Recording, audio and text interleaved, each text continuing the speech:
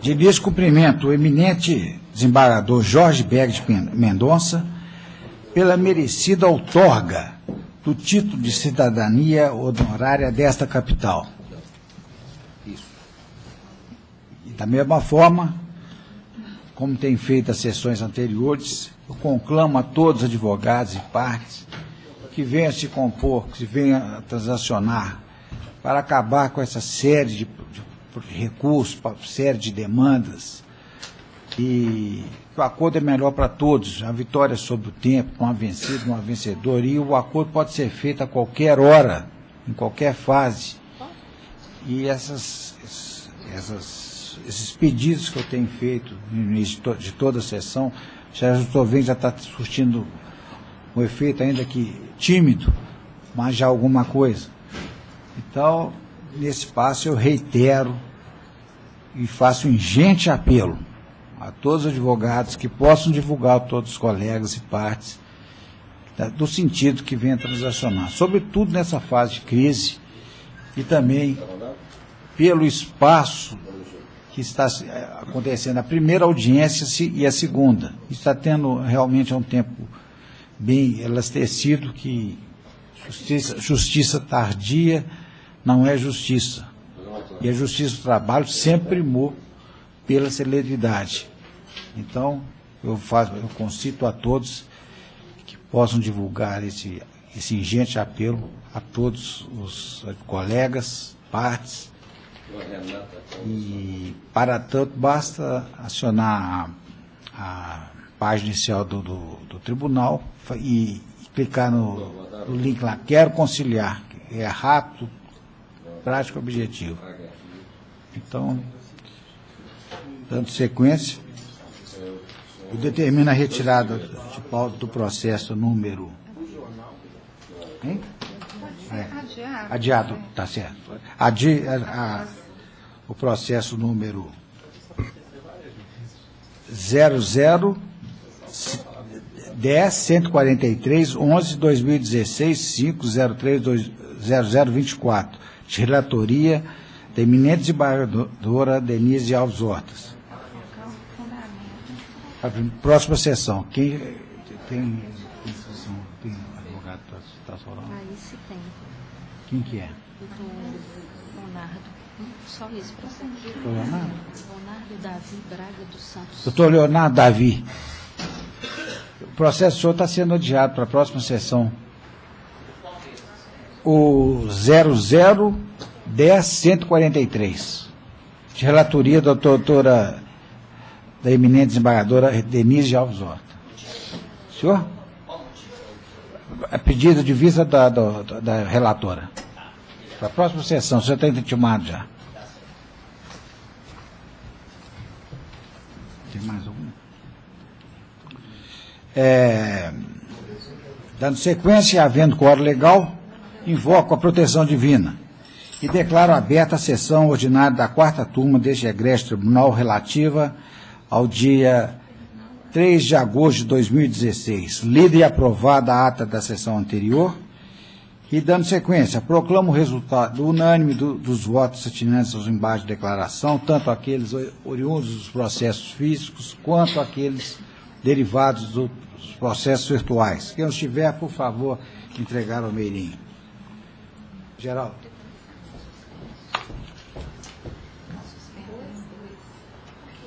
Ao pregão na forma regimental.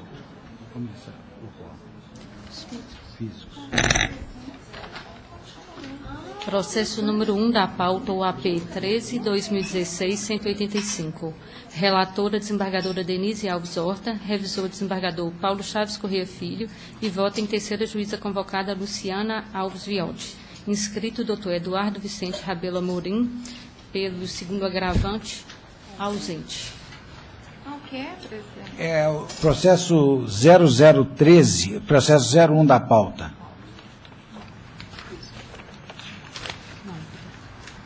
Não dá pauta? É.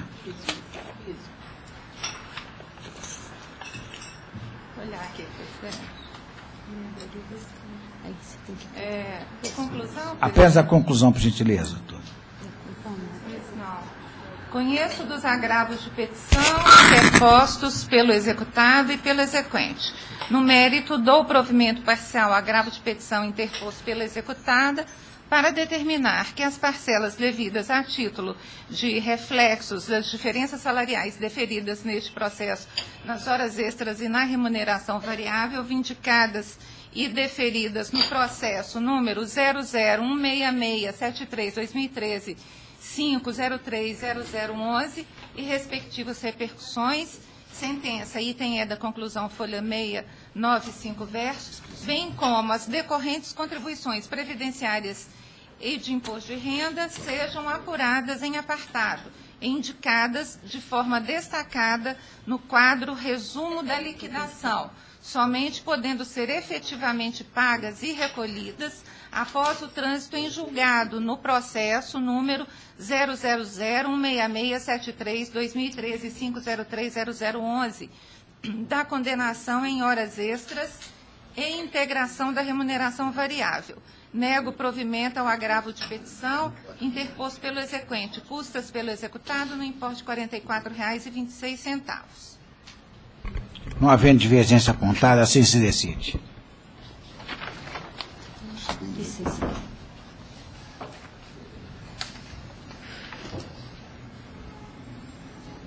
Processo número 24 da pauta, URO 1098-2014-136. Relator, desembargador Paulo Chaves Corrêa Filho. Revisora, juíza convocada Luciana Alves Viotti. E vota em terceira juíza convocada Maria Cristina de Miscacheta. Inscrito Dr. Marden Drummond Viana, pelo recorrido presente. Boa tarde. Boa tarde. Conheço o recurso interposto, rejeita a preliminar de cerceamento de defesa no mérito do parcial provimento para excluir da condenação a parcela relativa à indenização por danos morais. Reduz para R$ 125 mil o valor arbitrário da condenação, com correspondente diminuição das custas para R$ 2.500 pela reclamada, que fica autorizada a reaver o valor pago a maior pela via administrativa adequada, como de praxe. É a minha proposição de voto. O senhor tem a palavra pelo tempo legal. Excelentíssimo desembargador presidente e digníssimo relator, demais desembargadores que compõem a turma julgadora e esta augusta quarta turma, excelentíssima senhora representante do Ministério Público, meus colegas presentes. Eu vou, considerando a proposição de voto de Sua Excelência, o relator, eu vou focar a minha manifestação nessa tribuna abordando, concentrando na questão da indenização por danos morais. Mas, para fazer essa concentração, ainda se eu preciso de retratar para Vossas Excelências o ocorrido nesses autos, a questão de fundo destes autos. Nosso constituinte, o senhor Elton, ora reclamante e recorrido, ele era e continua sendo gerente da concessionária, de uma das concessionárias Otobai, de Belo Horizonte, que é uma concessionária de venda de motocicletas, e trabalhava gerenciando uma equipe de aproximadamente 5, 6 vendedores. Essa reclamada, para que os vendedores exercessem o seu mister, forneciam, excelências, apenas 2 aparelhos telefônicos celulares. Um que ficava com essa equipe de vendedores e um outro que ficava com o reclamante. Esses fatos são incontroversos nos autos. Por quê? Primeiro, porque sustentados na petição inicial e não impugnados validamente na defesa. E, sobretudo, porque restaram devidamente comprovados nos autos através aí da prova oral. Então, eram 2 aparelhos telefônicos e Vossas Excelências, experimentados que são, sabem muito bem que o uso do aparelho telefônico celular é imprescindível para o vendedor realizar aí o seu trabalho de vender aí as motocicletas. Ocorre, excelências, que no âmbito dessa reclamada, alguns vendedores estavam envolvidos num esquema de falsificação de olerites, de recibos de pagamento, para que se houvesse uma facilitação na obtenção dos financiamentos bancários para as realizações aí das compras e vendas das motocicletas. E esses vendedores acabaram utilizando o aparelho celular que ficava com o reclamante na condição de gerente para solicitar aí esse esquema de falsificação. E por que que esses vendedores usavam o aparelho celular do reclamante? Era porque a reclamada fornecia apenas 2 telefones celulares e ainda assim com uma minutagem, com um número de minutos reduzidos, que não possibilitava que os vendedores utilizassem apenas aquele telefone que era para eles, lá para a equipe de vendas. Seria como se um dos senhores fosse o gerente, o resto da turma aí fosse os vendedores e os vendedores utilizassem aquele telefone do gerente. E nessa utilização foi gravado no celular, com o número do celular do gerente, uma conversa dando conta dessa falsificação aí de olerites para obtenção desses financiamentos. E o que a Polícia Federal fez? O telefone é o que serve para o Elton, que é o que o reclamante utiliza. Foi lá e prendeu o Elton. E, num primeiro momento, estava suspeitando que o Elton fosse aí partícipe desse esquema de fraude. O que, conforme bem observado pelo juízo de primeiro grau, não restou demonstrado nesses autos. Eu conheço esse cidadão Elton de longa data, ele é meu cliente, foi meu cliente, melhor dizendo, em uma outra reclamação trabalhista, conheço a família, conheço a esposa, sei da índole dele, eu sei que vossas excelências não precisam de considerar isso, mas eu acho importante estar destacando isso para vossas excelências. E lembro-me muito bem do desespero que esse cidadão, que esse reclamante chegou no escritório por ter sido enredado, envolvido indevidamente nessa trama sórdida, passado uma semana preso na carceragem da Polícia Federal aqui em Belo Horizonte, com a prisão temporária decretada. E por que que isso aconteceu? Única e exclusivamente por causa dessa falha aí em relação ao fornecimento da estrutura necessária para que fosse desenvolvido o trabalho. Se cada vendedor tivesse o seu celular, jamais seria utilizado o celular do Elton, ele jamais seria envolvido nessa trama sórdida. Esse inquérito que foi aberto para apurar esse crime de falsificação de documento, ele ainda não foi concluído, é bem verdade. E o Elton, mesmo interrogado, com toda a pressão que é comum no meio policial, manteve-se firme, ciente e muito tranquilo de que ele não tinha nada a ver com os fatos e sustentou o tempo todo que essa voz que está aí nessa gravação não é minha, pode abrir a gravação, pode auditar a gravação, pode colocar para se ouvir aqui, e realmente ficou claro para ele, quando mostraram para ele a gravação, que a voz não era dele. E esse inquérito não foi concluído até hoje. E o Ministério Público bem percebeu que não havia provas de que o Elton estava envolvido nessa tramóia, que essa gravação não continha a voz dele, que requereu nos autos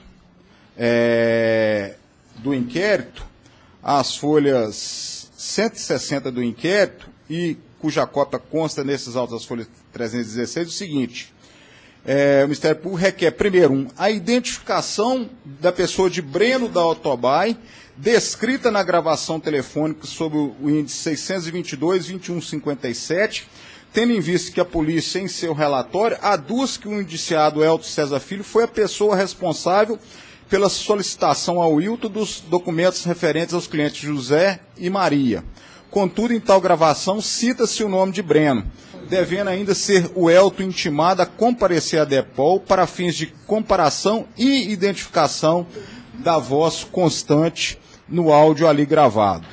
Caso reste comprovado que o investigado Elton foi de fato o interlocutor da conversa supramencionada, sejam cumpridas providências 2 e 3 constantes na portaria de folhas 2, no que concerne a cliente Maria de Souza Alves Pereira, Belo Horizonte, 17 de dezembro de 2013, Geraldo Magela Lopes, promotor de justiça. Essa diligência, a polícia ainda não cumpriu. A polícia ainda não cumpriu. Então não há absolutamente nada de concreto que ligue a pessoa do Elton a essas fraudes. Agora, por outro lado, há um fato bastante concreto de que o que levou o Elton ser enredado, ser envolvido nessa investigação, foi a utilização do seu celular por parte dos vendedores, o que se deu em função da deficiência do serviço da reclamada. Então, por isso, nós entendemos que é devida a indenização por danos morais, por esse primeiro aspecto. É isso, presidente, só mais 30 segundos para concluir. E tem o segundo aspecto, igualmente importante, que foi a negativa do retorno do Elton ao trabalho. Ele está desde 2012 sem receber salários, com o contrato de trabalho suspenso, apesar de ter recebido a alta do INSS e a reclamada não o aceita de volta. A reclamada falou que não tomou conhecimento de que ele recebeu alta. Tomou sim, conforme bem demonstrado pelo juízo de primeiro grau, e mais do que isso, desde o início dessa ação, que já deve tramitar aí há uns 2 anos, por que ela não colocou o emprego à disposição do Elton de volta até hoje? Ele está vivendo de favor. Ele está de alta e a reclamada não o recebe de volta no emprego. Evidentemente, o trabalhador que é com renda modesta passa necessidade em função aí da sua missão da reclamada. Por isso, por esses 2 fundamentos, data vênia da proposta de voto de Sua Excelência, doutor Paulo, que nós sabemos que é um sábio, e se por um acaso nossas alegações estivessem sensibilizado, pode até o seu caso de rever a posição inicialmente adotada, porque só o sábio que volta atrás, Excelência, quando convencido da posição contrária. Muito obrigado. Boa tarde. Apesar do denodo inquebrantável da sustentação, eu não vejo como modificar a minha proposta de voto, não. Apesar de existir a verdade real e a verdade processual, o senhor conhece o reclamante, conhece a família toda, mas o que está nos autos aqui, realmente, eu não convenci, eu estou de acordo com o que está nos autos aqui. O que não está nos autos não está no mundo. Data máxima vênia, com todo o respeito, enalteço o reclamante, tudo. Então eu vou... E surge-se a reclamada contra a condenação ao pagamento da indenização por danos morais arbitrada pelo juízo de primeiro grau em R$25 mil. Examino. Primeiramente, observo que a procedência do pleito indenizatório se fundamentou no reconhecimento da comprovação de 2 causas de pedir, quais sejam: 1, a manutenção da suspensão do contrato de trabalho após a alta previdenciária; b, a culpa da ré em relação à prisão do autor e abertura de inquérito policial correlato. Pois bem, quanto à primeira causa de pedir, entendo que, embora comprovada, não seja indenização por danos morais, uma vez que o prejuízo causal do autor não transcende a esfera material, devidamente reparada por meio da condenação ao pagamento das remunerações do período. Lá do outro, passo a análise da segunda causa de pedir. Entendeu o juízo de primeiro grau que a única razão da investigação criminal acerca de crime de falso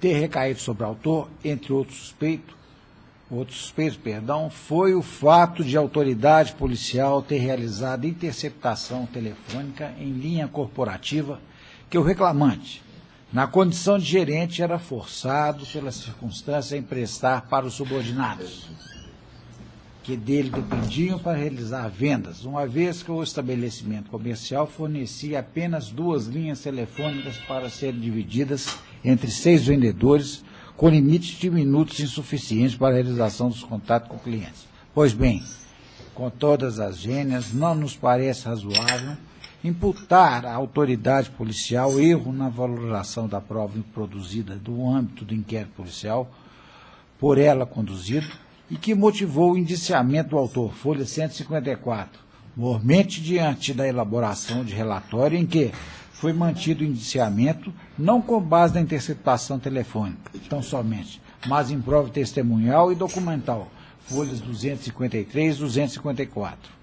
Tampouco, o princípio da presunção de inocência justifica pressupor a inexistência de justa causa para a instauração do inquérito policial, que é a questão relevante para avaliar o dano moral alegado, não a efetiva autoria e materialidade. Pode assistir.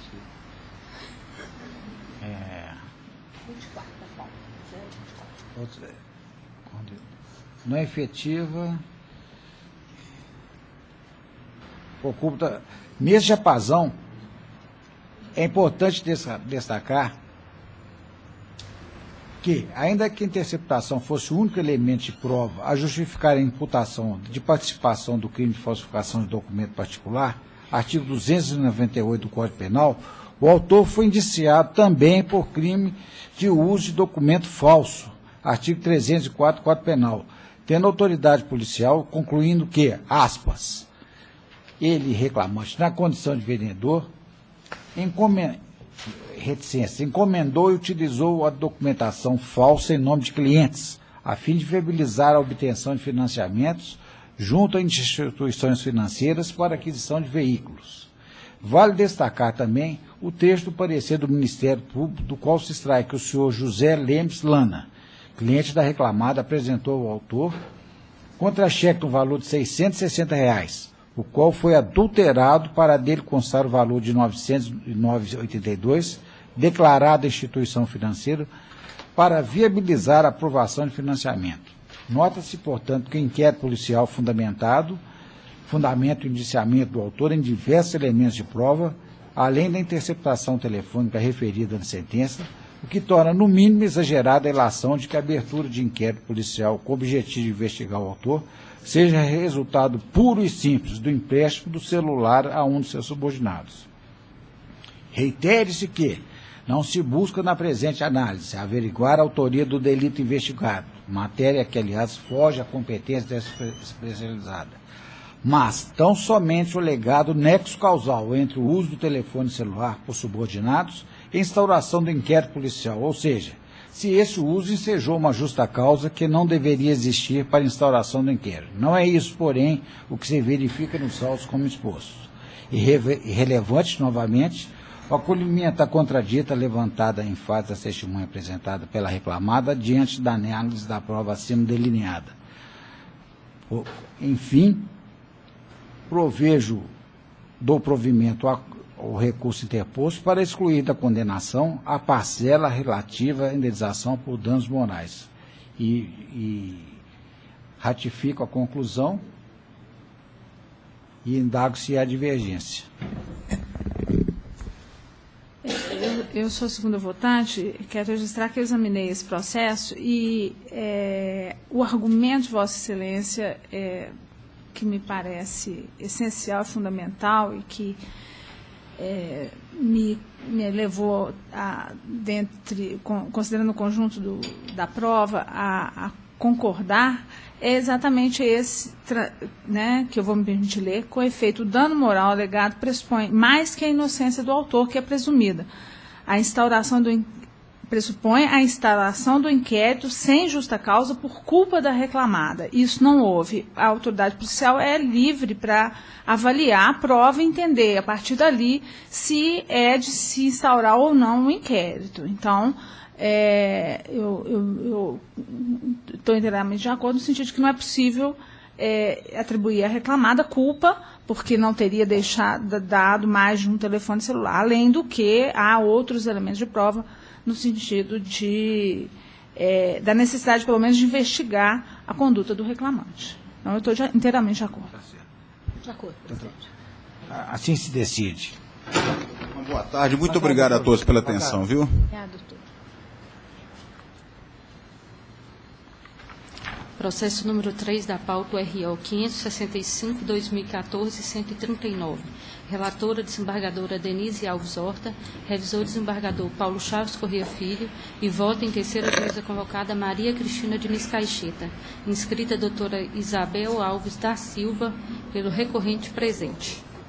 Boa tarde, doutora Denise, apenas a conclusão, por Pois gentileza. não, conheço dos recursos do reclamante e do reclamado. No mérito, nego provimento àquele dou provimento a este do reclamado para afastar a prescrição bienal reconhecida na sentença e determinar o retorno dos autos à origem, a fim de que outra sentença seja proferida, como se entender de direito, com o exame do mérito dos pedidos incertos nos itens A, B, C e D do rol da inicial. Fica, por decorrência lógica, prejudicado o exame das demais matérias suscitadas no apelo. Só vou aguardar a divergência, excelência. Não havendo divergência apontada, assim se decide. Obrigada. Está errado. Processo 6 da pauta RO 1589/2014-106. Relatora, desembargadora Denise Alves Horta. Revisora, desembargador Paulo Chaves Corrêa Filho. E voto em terceira juíza convocada Luciana Alves Viotti. Inscrita doutora Isabel Alves da Silva, pelo segundo recorrente presente. Qual que é o número? É o 06 da pauta, Pois não. 1589/2014. Conheço dos recursos, não conheço do recurso do reclamado, no recurso do reclamado, da arguição de incompetência da Justiça do Trabalho em relação ao pedido de reflexos de eventuais horas extras na prévia, matéria essa que foi apreciada pela turma julgadora. No mérito, dou provimento parcial ao recurso da reclamante para, primeiro, afastar a prescrição quinquenal das horas extras anteriores a 15/9/2009, conforme reconhecido na sentença, e declarar a prescrição apenas das 7ª e 8ª horas laboradas como extras, cujo fato gerador da exigibilidade seja anterior a 18/11/2004, em relação ao contrato de trabalho em vigor, considerando o ajuizamento do protesto judicial em 18/11/2009, com interrupção do prazo prescricional em tal data, bem como o aforamento da presente ação trabalhista em 15/9/2014. Segundo, determinar que as aludidas horas extras sejam apuradas a partir de 15/10/2007, observados os limites do pedido inicial. Terceiro, determinar a integração da gratificação semestral na base de cálculo das horas extras, o que deve ser observado na liquidação, restando afastada, via de consequência, a condenação de incidência reflexa das horas extras sobre a referida gratificação semestral. Quarto, determinar que, para a apuração das horas extras vincendas deferidas, o reclamado junte aos autos, na fase de liquidação, os respectivos controles de jornada. Quanto ao recurso do reclamado, nego-lhe provimento. Arbitro a condenação, nesta instância, o valor de R$10.000, com custas no importe de R$200 pelo reclamado. Tem interesse em fazer uso da palavra? Só vou aguardar, excelência, divergência. Tem uma pequena divergência que eu dou a palavra à senhora. Na verdade, eu lhe absteceria o provimento para afastar a aplicação do OJ 394, mas eu fico vencida. Decisão por maioria. Vencida a eminente juíza convocada Luciana Alves Viotti, que afastava a aplicação da OJ 394 do TST. Muito obrigada, boa tarde a Boa todos. tarde, doutora. Assim se decide.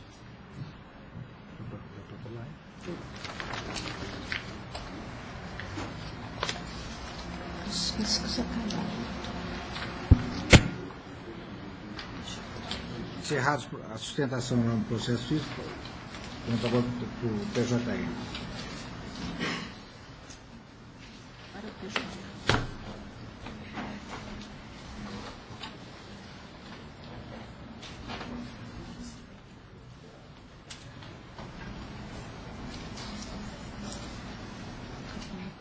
Só um minutinho aqui que não. Precisamos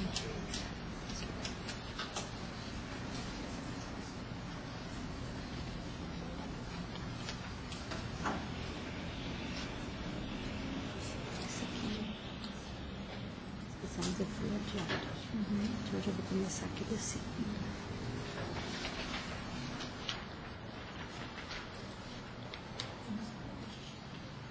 Sala de quem? Sala da doutora Denise. Sala da doutora Denise Alves Horta. Esse aqui foi o diário, tá, doutora? O primeiro foi diário, né? Só um nome. Tem essa sala, eu faço depois que fizer todos da primeira sala, né? Tá, Porque esse aqui tá na sala separada. tá. Fazer todas as Denise. Isso. Processo RO 11.081.51/2014. Relatora desembargadora Denise Alves Horta. Votam o desembargador Paulo Chaves Corrêa Filho e a juíza convocada Luciana Alves Viotti. Inscrito o doutor Leonardo Davi Braga dos Santos pelo recorrente presente. Chegou aqui na mão.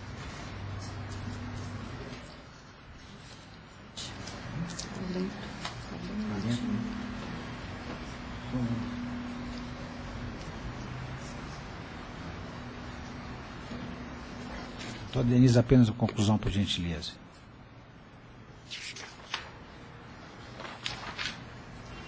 Conheço do recurso do reclamante. No mérito, dou-lhe parcial provimento para, primeiro, condenar a reclamada ao pagamento das diferenças entre o salário base percebido pelo reclamante e os salários base dos paradigmas, devendo-se apurar o que for mais benéfico ao laborista por todo o contrato de trabalho, mês a mês, com reflexos em aviso prévio, horas extras quitadas ao longo do contrato, 13º salários, férias acrescidas com 1/3 e FGTS com 40%.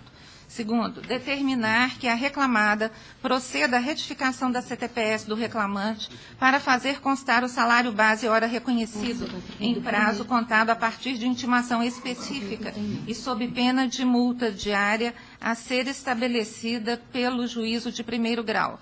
Nos termos do artigo 832, parágrafo 3º da CLT, declaro que as parcelas aqui deferidas têm natureza salarial, à exceção dos reflexos sobre férias com 1/3 indenizadas e FGTS com 40%, correção monetária, juros de mora, contribuições previdenciárias e imposto de renda conforme fundamentação. Arbitro o valor de R$20 mil para a condenação, fixando as custas a cargo da ré em R$400. Doutor, o senhor tem interesse em fazer uso da palavra? Com excelência. Não havendo divergência, assim se decide. Obrigado, boa tarde.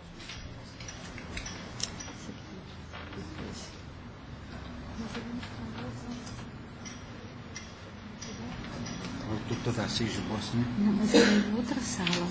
Esse aqui? Esse aqui é em outra sala, é a sala do Ministério Público. Aí seria aqui? O que o senhor prefere? Fecha essa sala? Vamos fechar essa aqui. O ar funcionar, está um calor que ninguém aguenta. Hein? Pode, Pode passar para a última sala? Então, Pode. é do Tarcísio. Nossa Senhora. Doutora Denise, a próxima vai ser aquela sala das 13h17. Do Ministério Público. Do Ministério Público. A próxima inscrição. Vou abrir aqui. Pode, eu posso ficar aqui, que chega aqui. Não, o senhor vai fechar e entrar na última sala. Essa última. É a última. Posso apregonar? Processo 10.718.91/2016. Relatora desembargadora Denise Alves Horta. Votam o desembargador Paulo Chaves Corrêa Filho, a juíza convocada Luciana Alves Viotti. Inscritos a doutora Priscila Boaroto pelo requerido e o doutor Tarcísio Alberto de Bosque pelo requerente. Presentes. Doutora Denise, apenas a conclusão, por gentileza. Bem, senhor presidente, trata-se de uma ação cautelar inominada para, pretendendo efeito suspensivo ao recurso. Eu conheço da ação cautelar, no mérito julgo a procedente para conferir efeito suspensivo ao recurso ordinário interposto pelas reclamadas ora requerentes, ficando obstada por hora a exigibilidade do cumprimento da antecipação da tutela concedida ao requerido na sentença proferida nos autos dos processos 000-446-10 2013.5.03.0108 e 0003530.2014.5030.108. Oficie-se ao juízo de primeiro grau desta decisão, independentemente do trânsito em julgado. Com a palavra, ilustre representante do Ministério Público.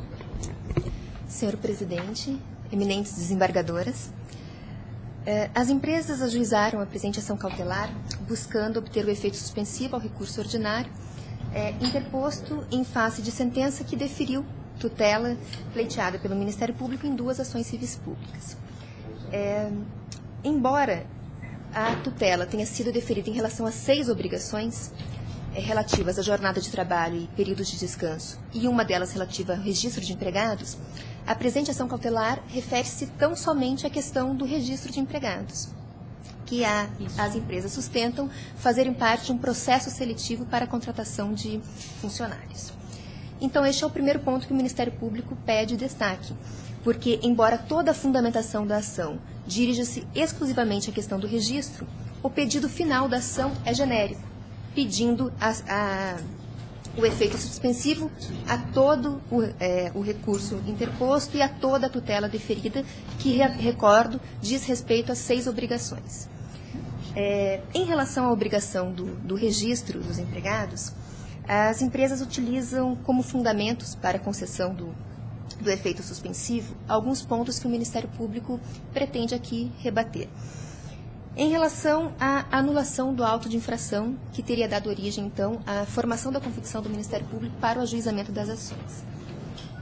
Aqui eu inicio fazendo referência de que não há vinculação entre as instâncias, nem entre o Ministério do Trabalho, o Ministério Público, tampouco o Judiciário. Então, ainda que tenha havido anulação dos autos de infração, o Ministério Público formou o seu convencimento com base em todas as provas produzidas no curso do inquérito civil e entendeu por bem ajuizar as ações civis públicas.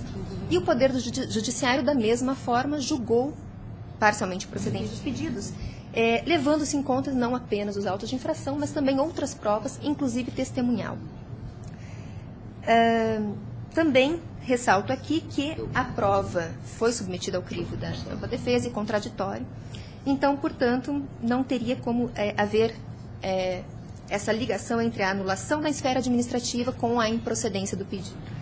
E também destaco aqui que o auto de infração anulado diz respeito a uma situação diversa da que foi demonstrada nos autos da ação civil pública, porque dizia respeito a um período de treinamento do processo seletivo, um período de 2 dias apenas, enquanto que na ação restou demonstrado por meio de prova testemunhal que esse treinamento pode chegar a ultrapassar 30 dias.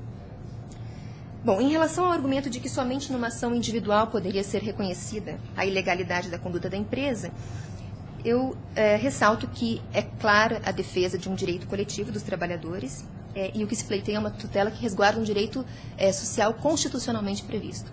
Então, evidente o cabimento da ação civil pública e a legitimidade do Ministério Público.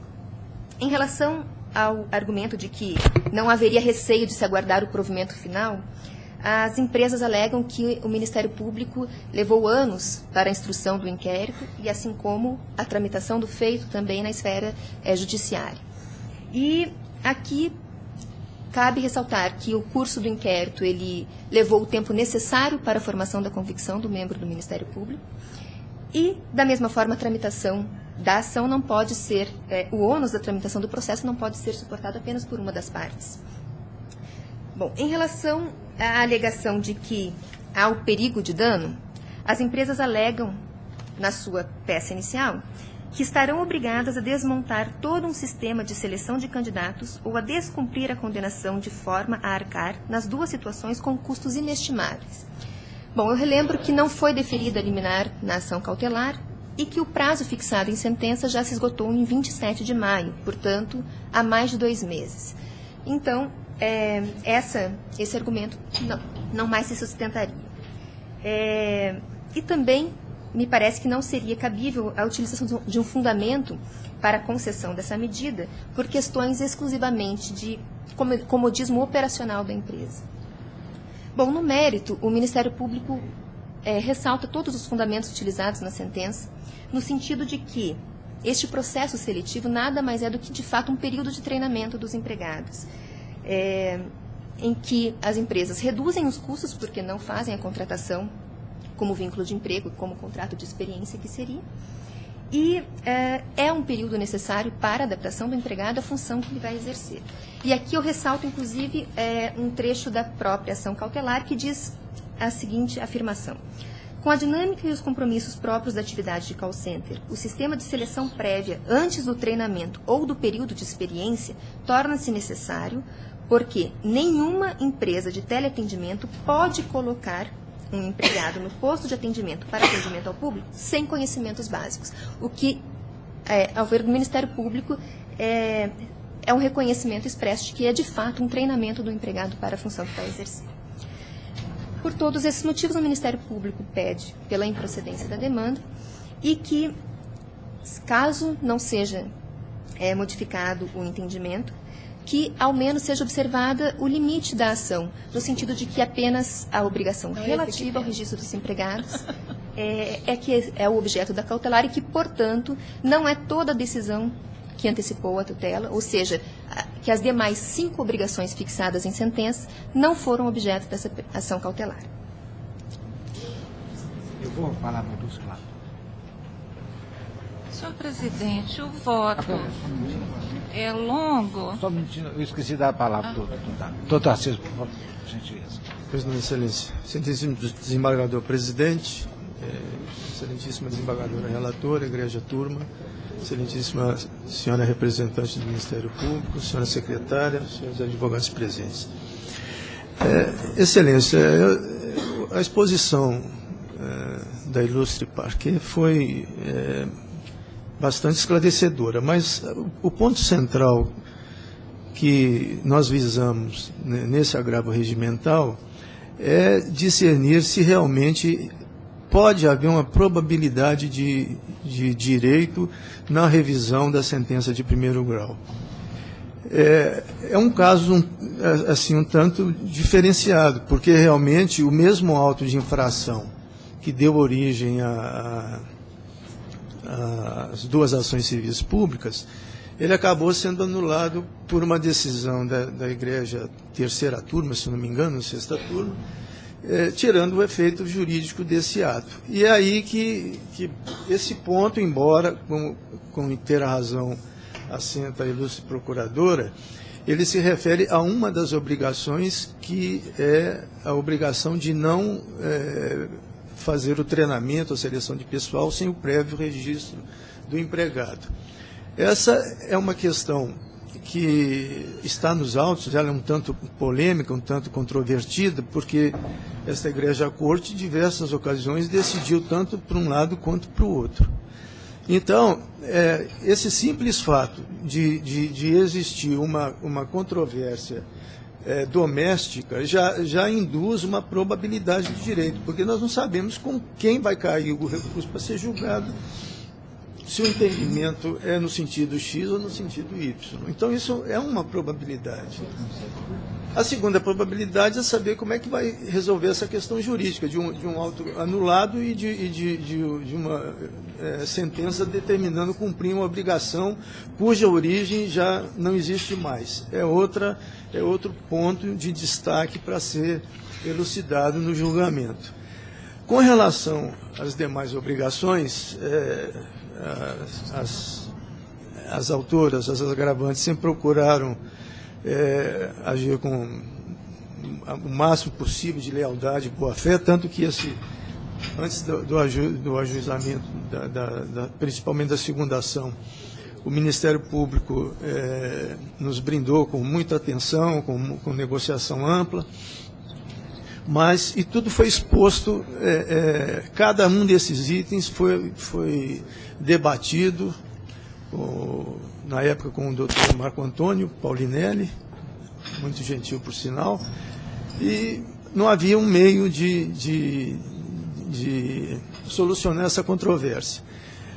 A questão dos outros pontos, considerando a jornada de trabalho, os intervalos e mais uma outra que eu não me recordo, isso vai implicar, nos estudos que foram feitos agora, em uma contratação imediata de milhares de empregados para poder cumprir essa obrigação. Então, além de se preparar para cumprir essa decisão, as duas agravantes ainda estão tentando no Ministério Público.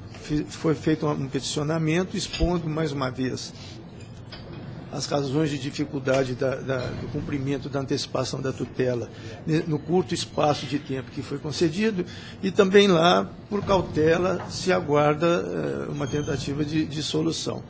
Enquanto isso não se resolve, a via jurídica adequada realmente seria tentar demonstrar para a Corte a probabilidade do direito e o perigo do prejuízo financeiro que isso advirá.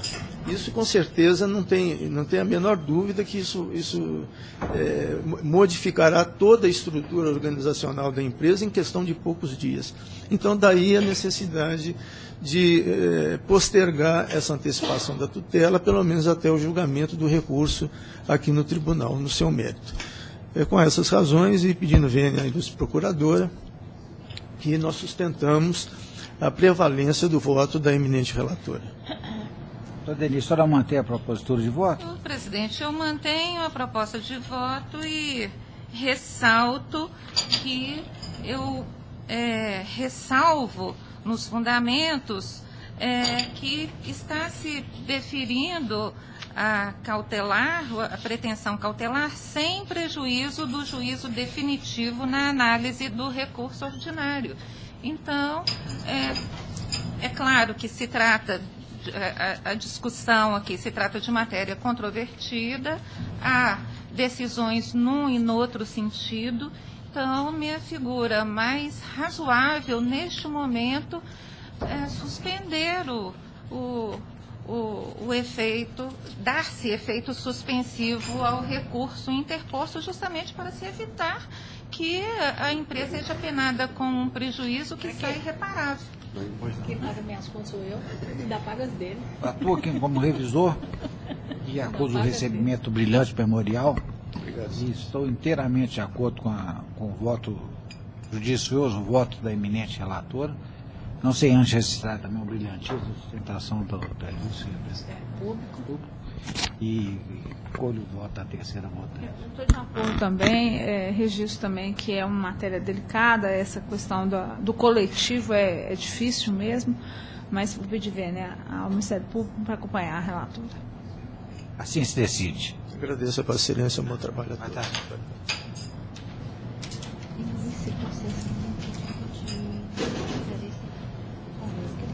Depois volta na sala volta na sala da doutora.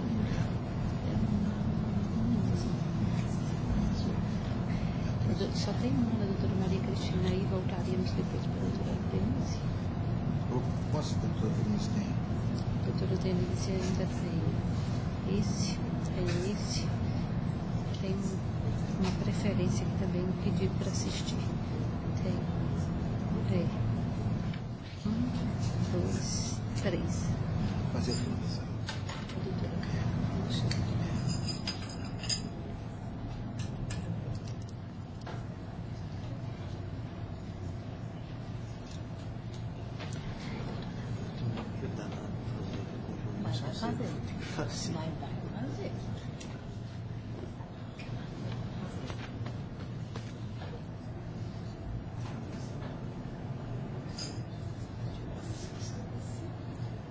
Faz uma outra inscrição. Isso aqui é abrir, doutora. Vou voltar na sala da doutora Denise. Doutora, por favor, em outra sala, das 3 Denise? Doutora Denise continua na sala da senhora já. Sustentação oral? Tem da 10.293. Ou 6. Posso apregoar? Pode. Processo 0010-293-10-2015. Relatora desembargadora Denise Alves Horta, vota um desembargador Paulo Chaves Correia Filho e a juíza convocada Luciana Alves Viotti. Inscritos Dr. Alexandre Cerqueira Martins pelo segundo recorrente e o Dr. Cássio Ferreira Ramasek pelo primeiro recorrente. Estão presentes.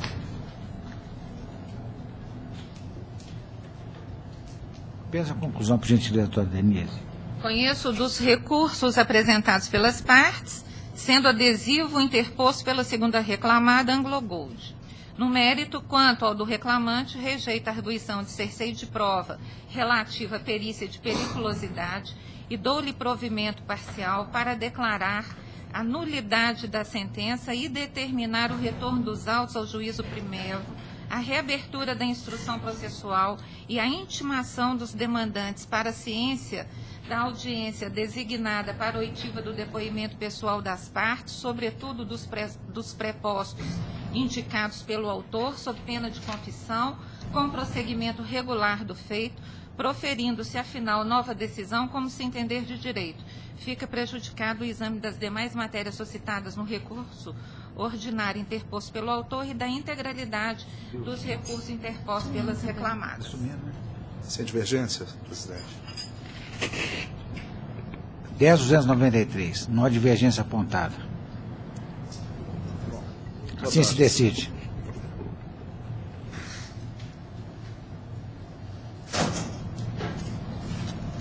Paulo, vou sair da sala e tentar entrar de novo.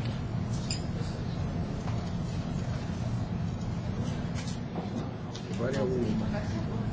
Não, só tem mais um. É o 11.488. É o 28 da pauta. Então, o número desse aqui para o doutor Beleza é de preferência. Espera aí. Depois, tá? Pode deixar.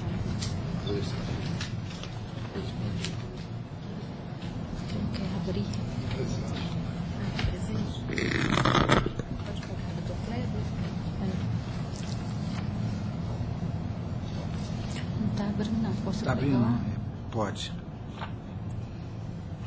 Processo 11.488.47/2015. Relatora, desembargadora Denise Alves Horta, vota o desembargador Paulo Chaves Corrêa Filho e a juíza convocada Luciana Alves Viotti.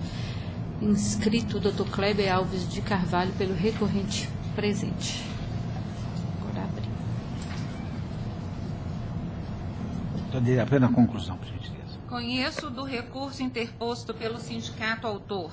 No mérito, dou-lhe parcial provimento para condenar o banco réu a, primeiro, pagar as substituídas, associadas ou não, que trabalham ou trabalharam na base territorial do sindicato autor, observados os marcos prescricionais bienal e quinquenal pronunciados na origem, 15 minutos diários como trabalho extraordinário, sempre que prorrogada a jornada de trabalho, com vilipêndio ao intervalo previsto no artigo 384 da CLT, com adicional de 50% e divisor 150 para aqueles que elaboram jornada de 6 horas e 200 para os que elaboram em jornada de 8 horas, calculado sobre a remuneração das trabalhadoras nos termos da súmula 264 do TST, com o cômputo das parcelas vencidas e vincendas, reflexos em repouso semanais remunerados, sábados, domingos e feriados, conforme assegura a cláusula 8ª das CCTs da categoria,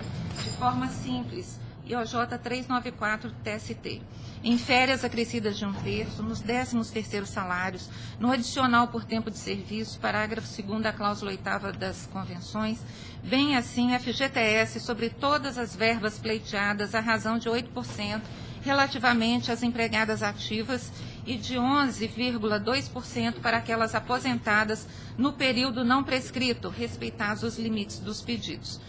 Segundo, pagar ao sindicato substituto processual honorários advocatícios à razão de 20% do valor líquido condenatório apurado. A liquidação de sentença processar-se-á sob a forma de cálculos, sendo que, para facilitar a execução do julgado e evitar a forma de cálculos, para facilitar a execução do julgado e evitar a formação de um litisconsórcio multitudinário, deverão ser realizados individualmente em nome de cada substituída, com a apresentação pelo réu dos respectivos controles de ponto, considerando-se prorrogada a jornada sem a observância do intervalo previsto no artigo 384 da CLT, nos casos em que se omitir em relação à obrigação de fazer hora determinada, observados ainda os honorários arbitrados na presente decisão. Declaro, para fins do artigo 832, parágrafo 3º da CLT, que as parcelas aqui deferidas são de natureza salarial, à exceção dos reflexos em férias indenizadas com 1/3 e do FGTS, invertidos os ônus da sucumbência com custas pelo réu no importe de R$ 760, calculada sobre o valor de R$ 38.000, provisoriamente arbitrado a condenação, ficando o sindicato autor autorizado a pleitear a devolução das custas recolhidas. Tem que fazer uso da palavra? Não, excelência. Tem uma pequena divergência aqui. Eu entendo que a decisão de origem não pode... A extensão dela é limitada. Ela se limita à jurisdição da vara de trabalho de Varginha. Só nesse ponto que eu estou mantendo a decisão de origem nesse aspecto. Eu não estou ampliando a limitação, não. Agora eu pergunto se a doutora... Eu vou acompanhar, pedir vênia, Vossa Excelência, acompanhar a relatora, porque entendo também que não é o caso de limitação, a ação ela mudou a forma da gente enxergar os efeitos da decisão judicial. Por isso eu assim penso, né? Então, acompanha a relatora. A decisão por maioria é vencido o revisor que mantinha a decisão de origem no que toca à limitação dos efeitos do julgamento ao âmbito da jurisdição da vara do trabalho de Varginha. Ao limite da condenação, a base territorial da representação,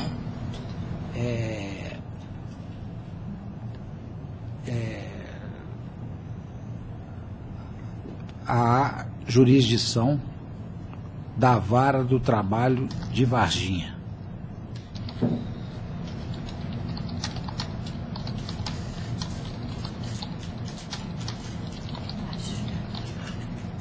Assim se decide. Obrigado, excelência. Bom trabalho a todos.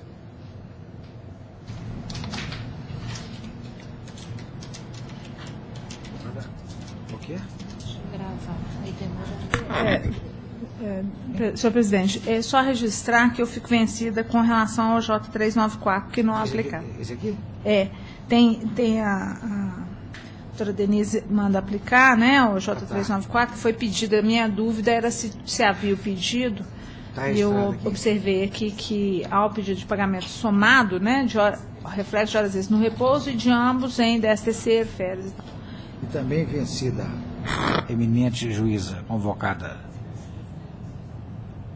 Luciana Alziotti, no que tange a aplicação da OJ 394 TST. Que não há. Que não aplicava. TST que não há aplicava.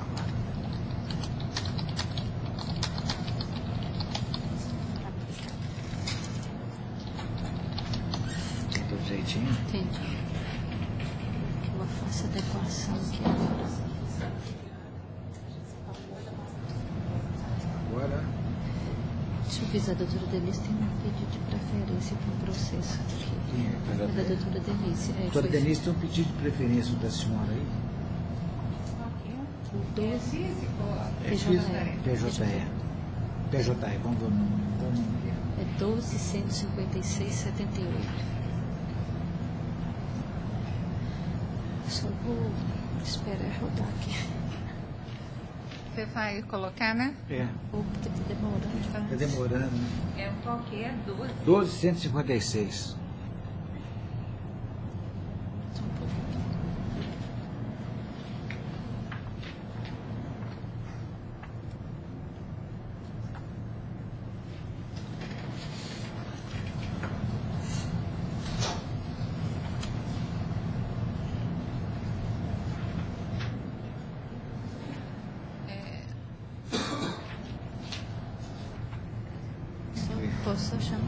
Eu não consigo, deixa aqui. Chegou aqui. 12, Só conclusão? Só conclusão. Conheço do agravo de petição do reclamante. No mérito, rejeito a arguição de nulidade da sentença e nego provimento ao apelo. Custas pelo agravante no valor de R$ 44,26, isento, pois beneficiário da justiça gratuita. O advogado não sabe o que chamou. Eu estou processo dele. Qual que é o nome do advogado? Doutor Chiarone. Doutor Chiarone. Tomou conhecimento. Só pediu sua preferência, né? Sim. Ciente do... Tem divergência? Não consta aqui dos autos. Não havendo divergência, assim se decide. O senhor vai ter preferência para Pouso Alegre. Pouso Alegre. Só que confirma. Agora é a sala da doutora Maria Cristina. Tem um pedido de preferência de advogado, parece que é de Pouso Alegre. Da senhora já terminou aqui. Senhora doutora Maria Cristina agora. Tem um pedido de preferência.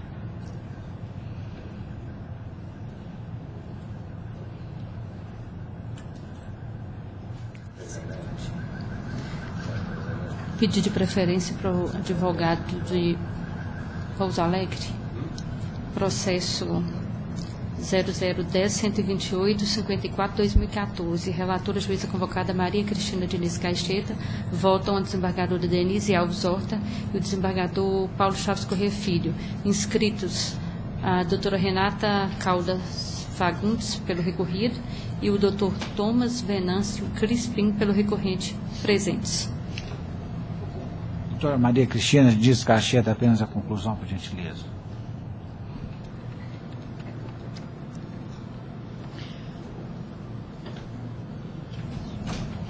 Senhor presidente, inicialmente eu faço uma pequena observação que foi alterada a parte disponibilizada conclusiva desse voto para adequá-lo à fundamentação do voto, porque havia uma incongruência em face da fundamentação e da conclusão, mas já fiz o devido ajustamento e vou ler a conclusão já na nova versão, ora já retificada.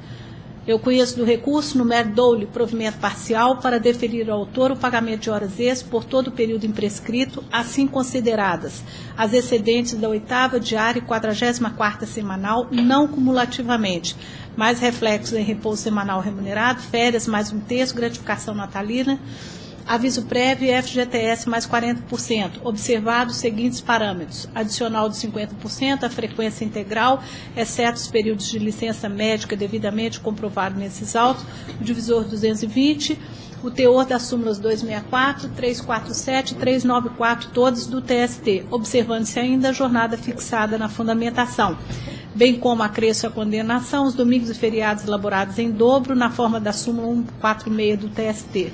Mantém o valor da condenação por ainda compatível. Quem é o reclamante? Reclamante. Falar pelo prazo regimental. Boa tarde a todos. É sempre uma honra estar aqui. E, primeiramente, a ilustre desembargadora não deu provimento ao pedido de litigância de má-fé do reclamado, mais uma vez, em contra-razões. Eu simplesmente queria registrar que o ato atentatório ao processo, que a todo momento o reclamado tem pedido a litigância de má-fé do reclamante, e agora o fez em contra-razões. É tão estranho isso, porque se o reclamante estivesse alterando a verdade dos fatos, como ele alega, por que então o reclamado não quis ouvir o reclamante na audiência de instrução? Sinceramente, afetou o processo o fato dele não ser ouvido, e para que o juiz de primeira instância pudesse sentir, já que é esse o próprio significado da sentença, a verdade dele aflorar. Mas espero que os demais acompanhem esse ponto. Com relação, até a litigância de má-fé caberia contra ele, por esses atos inoportunos feitos durante todo o processo. Com relação à contradita, que foram duas contraditas no processo, uma testemunha do autor, outra testemunha do reclamado. A contradita do autor foi acatada contradita pelo fato dele, uma pessoa simples da zona rural, ter falado para o juiz que gostaria que o autor ganhasse o processo. Agora, uma coisa, Excelências, os senhores sabem bem disso, é a suspeição, e outra coisa é o senso de justiça, que todo mundo tem, inerente, é normal de qualquer pessoa, uns de forma mais intensa, outros de forma mais menos intensa. Essa testemunha, ela também seria importante, lógico, que foi acatada contradita, né? Então a gente pede uma análise mais cuidadosa nesse ponto, porque não se pode confundir suspeição com senso de justiça, ora, ainda mais quando se está falando de uma pessoa simples. Se eu, por exemplo, ofendo aqui um de Vossas Excelências, nenhum dos senhores poderão ser testemunha contra mim, porque logicamente vão querer que a pessoa que foi ofendida ganhe um processo contra mim, se eu ofendo aqui de forma injusta. Isso aí é algo muito básico, que passou pela sentença de primeira instância, e eu acho que uma simples reflexão merece ser feita aí. Por outro lado, a testemunha do reclamado afirmou que compareceu em festas na fazenda do reclamado. Apenas uma dessas festas, segundo ele, era uma vaquejada. As demais festas não. E a intimidade inerente nesse negócio, nessa situação? Outro fato que foi dito durante o depoimento dessa testemunha do reclamado, o senhor Antônio Carlos, foi o fato dele ser sócio na compra de um gado do reclamado. Sócio é a sociedade na compra de um gado ainda. Logicamente, Excelências, que isso é uma relação de confiança muito clara.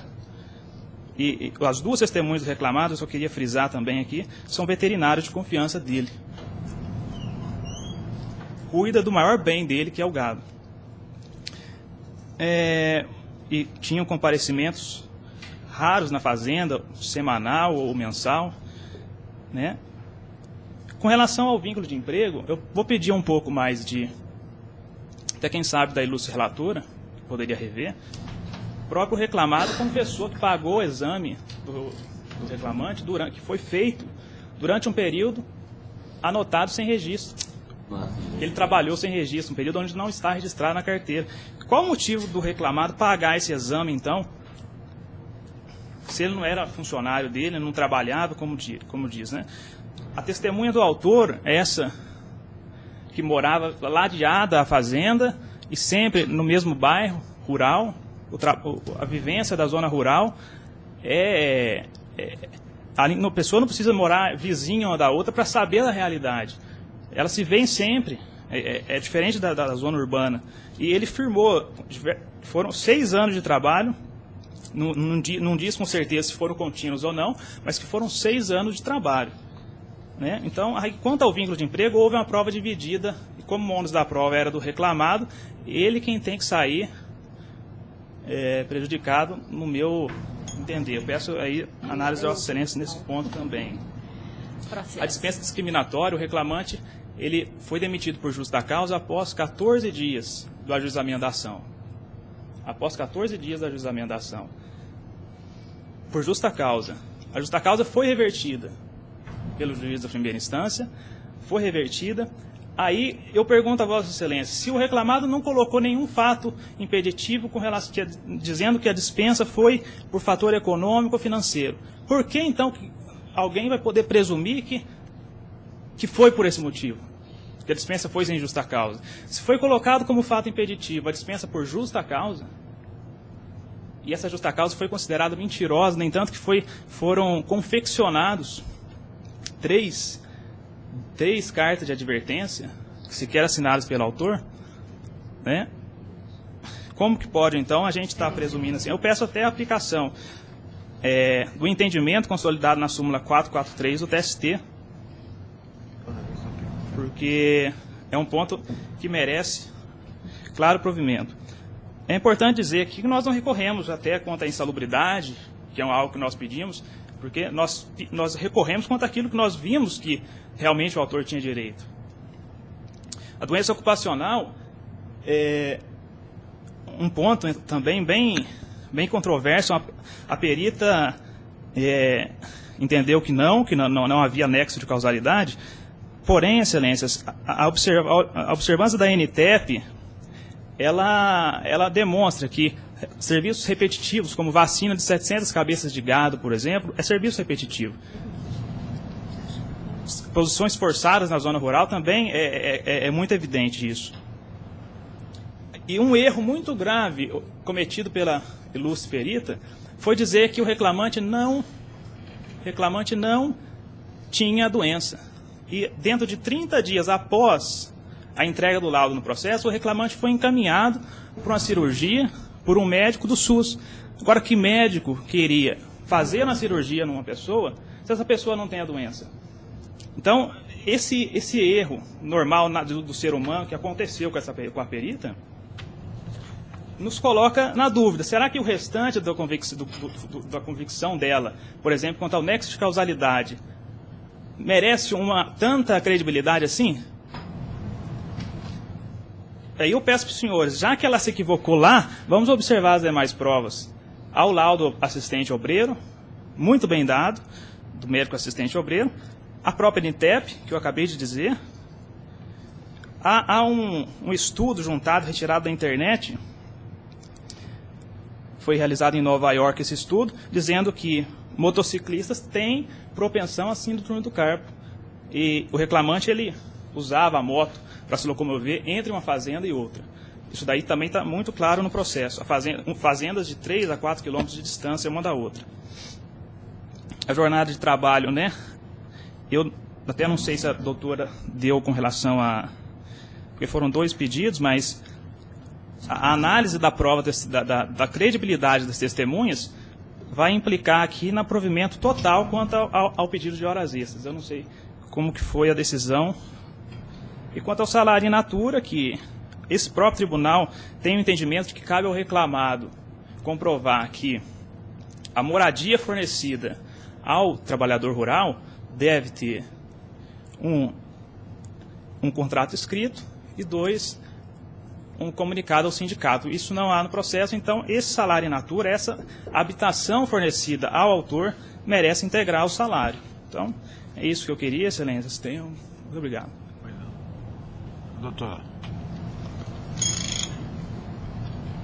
Excelentíssimo senhor desembargador presidente e excelentíssimos demais componentes dessa egrégia turma, digníssima representante do Ministério Público, senhora secretária, eu venho a essa tribuna me manifestar no sentido de requerer a improcedência absoluta do pleito do reclamante neste recurso e no que tange a proposta de voto da ilustre relatora.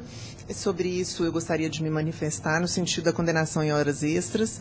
As testemunhas ouvidas disseram e deixaram claro que se tratava de um trabalhador, de um empregado que lidava com gado de corte. Não era leite que era a atividade nesta fazenda.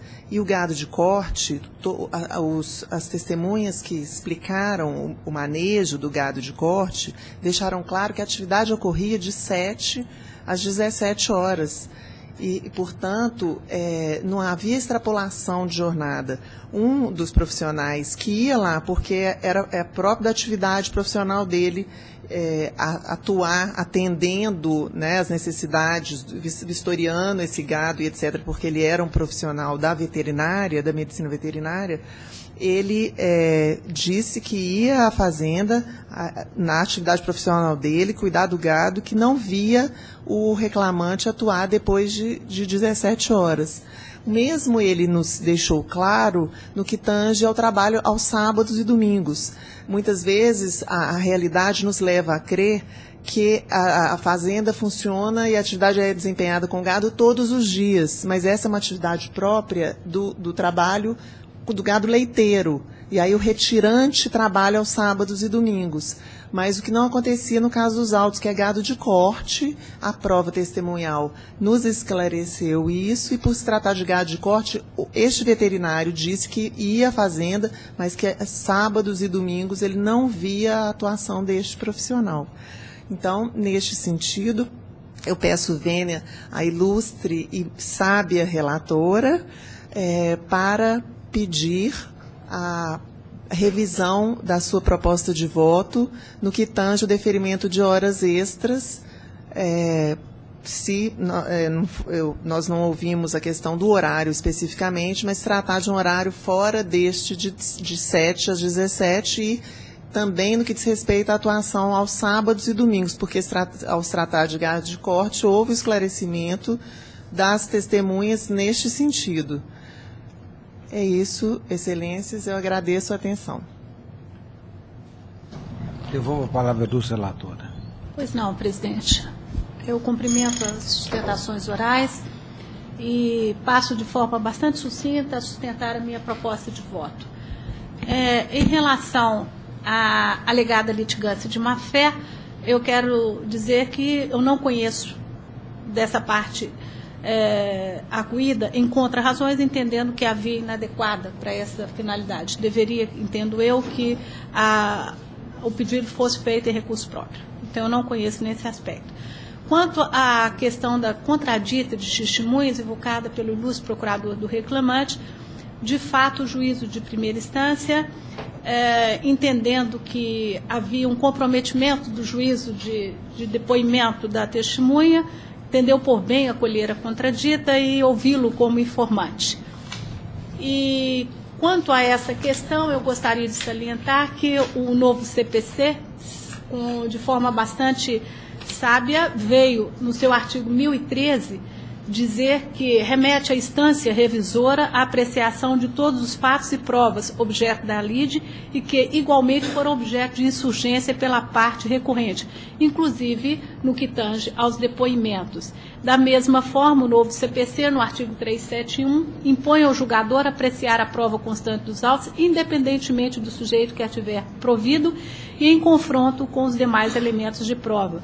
Portanto, aplicando essas duas normas processuais perfeitamente aplicadas ao processo de trabalho por força do artigo 769 da CLT, eu entendo que a valoração da prova se fará no momento em que cada tópico do recurso for devidamente analisado. Okay?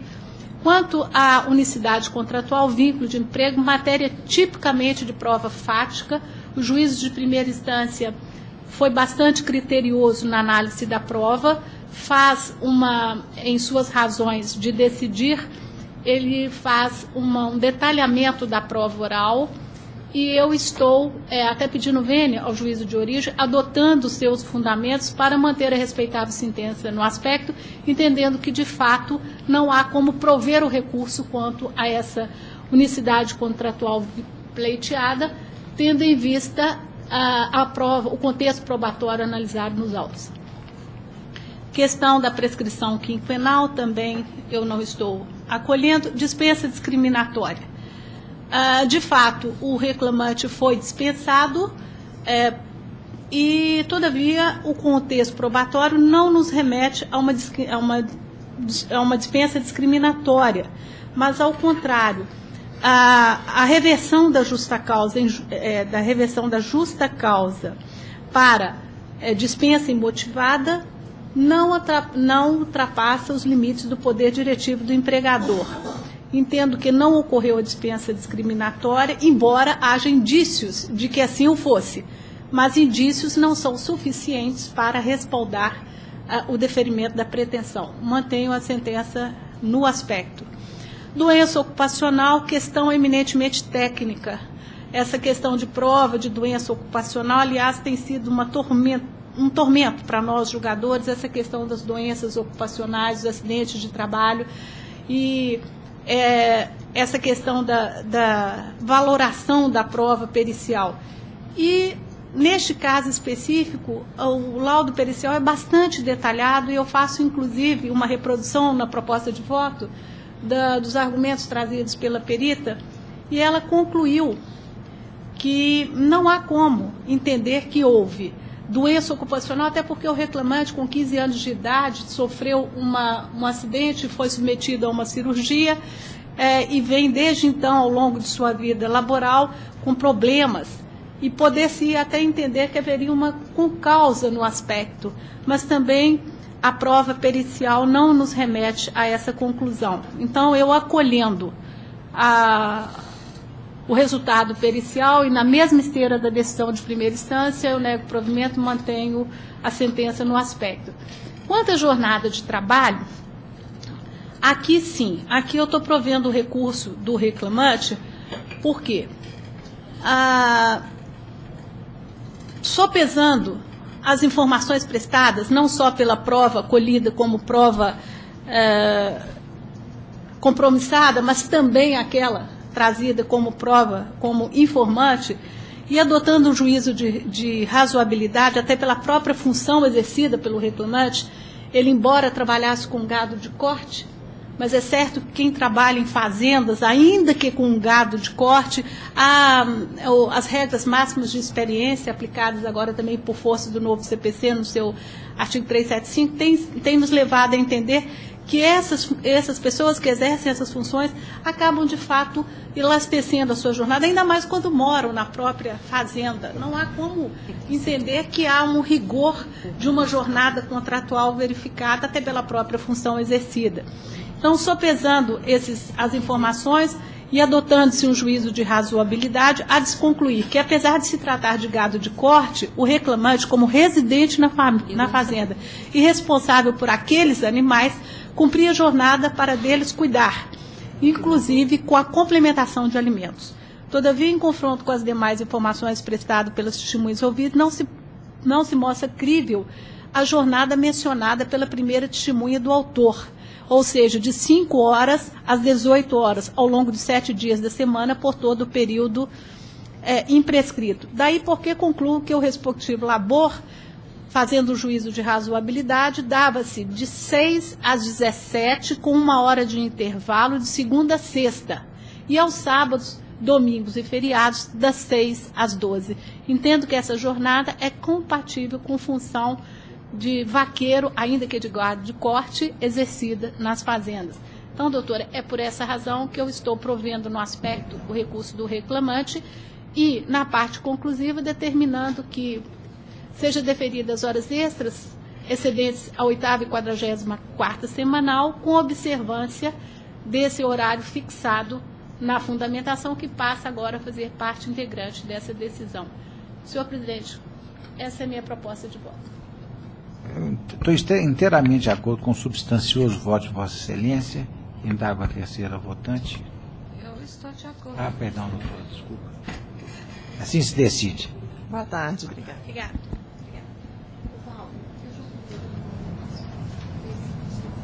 Teve. Mas eu já fiz as adequações agora. Tá. Aí quando vier o acordo, já vem tudo. Tá. Que foi o fundamento? Eu fiz a adequação agora, fui lendo e Agora quem que é? A sala do senhor.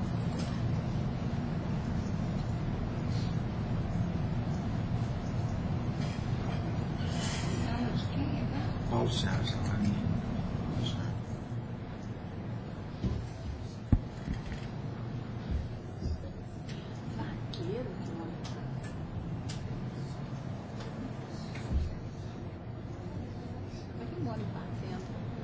não é?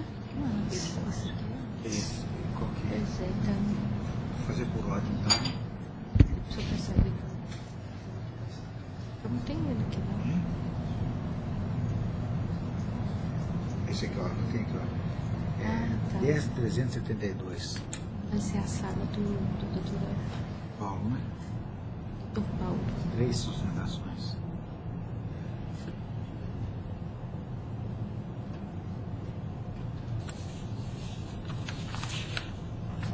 A sala das 13h11.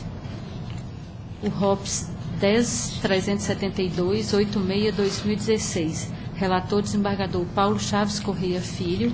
Votam a juíza convocada Luciana Alves Viotti e a juíza convocada Maria Cristina de Descaixeta. Inscrita a doutora Marta de Lima Carvalho Ribeiro, pelo recorrente ausente.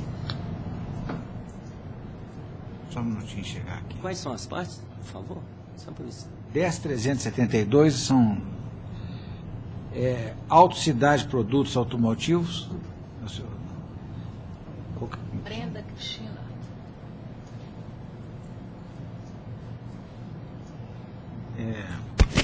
Estou conhecendo o recurso e, no mérito, dou provimento ao apelo da reclamada para afastar.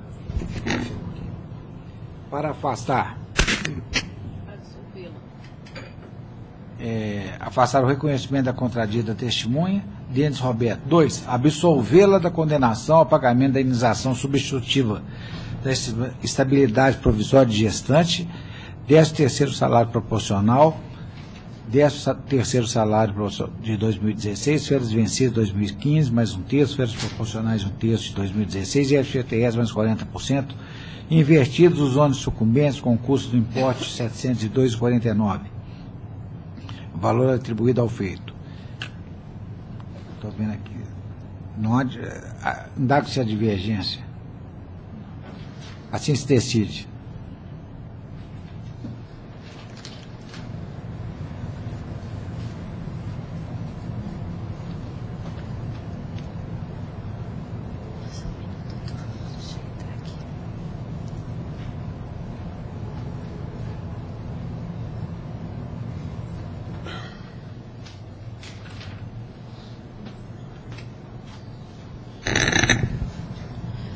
Processo 10.431.61/2014. Relator, desembargador Paulo Chaves Corrêa Filho. Votam juíza convocada Luciana Alves Viotti, a juíza convocada Maria Cristina Diniz Caixeta.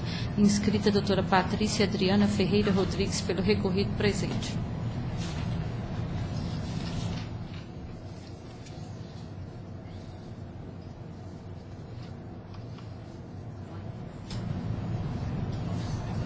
Isso que é bem mais rápido, né? Sua terceira? Eu? Não? Não. Só É não doutora participo. Luciana e doutora Maria Cristina. Eu não sou terceira, não. Nesse não. Doutor Doutor Paulo. Paulo. É doutor Paulo. É o AP? Não, é a P 1431. Qual que está julgando?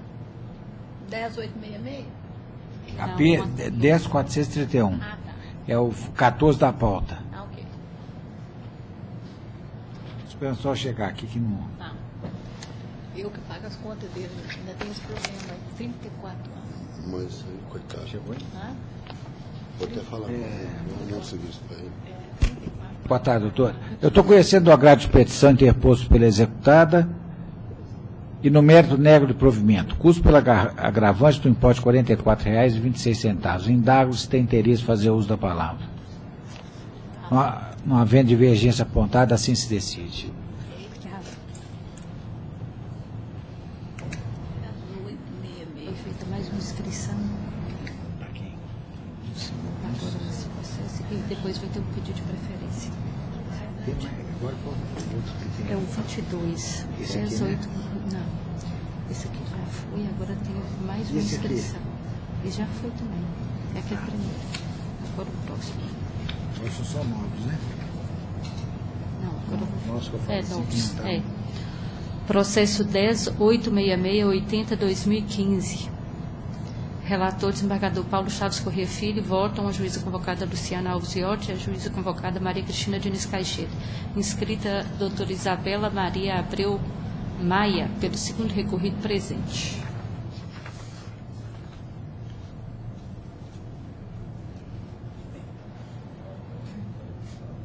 Mitra Diocesana, né?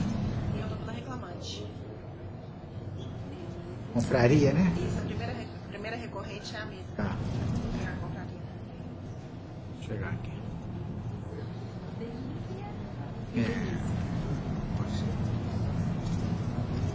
Eu estou conhecendo os recursos ordinários e no mérito nego de provimento. Em ambos os recursos? Ambos. Boa tarde, Pois Excelência. não. Venho aqui a essa tribuna para poder demonstrar para Vossa Excelência a situação que ocorreu na Faculdade em Pará de Minas.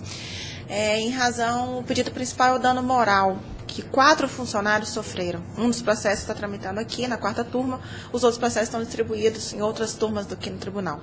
Foi uma situação atípica e inesperada pelos funcionários que sofreram dano, foram hostilizados, humilhados, o gestor acabou gritando com eles, conforme a gente comentou, conforme foi citado no recurso ordinário. A gente colacionou em todos os recursos o depoimento das outras das outras testemunhas também, e todas, inclusive as testemunhas da empresa, confirmaram realmente o fato de que houve esses gritos com esses funcionários, esses maus tratos, essa exposição desnecessária deles, essa pressão psicológica. Considerando isso, principalmente, a gente vem requerer majoração do valor do dano moral estipulado em primeira instância. Só isso? Só isso. Eu estou mantendo a fixação dos danos morais na forma de origem, no valor de R$5.000, uma vez que, ao contrário do alegado pela primeira ré, as provas dos autos, que a análise é conjunta, tanto a reclamante quanto o reclamante recorrer do valor.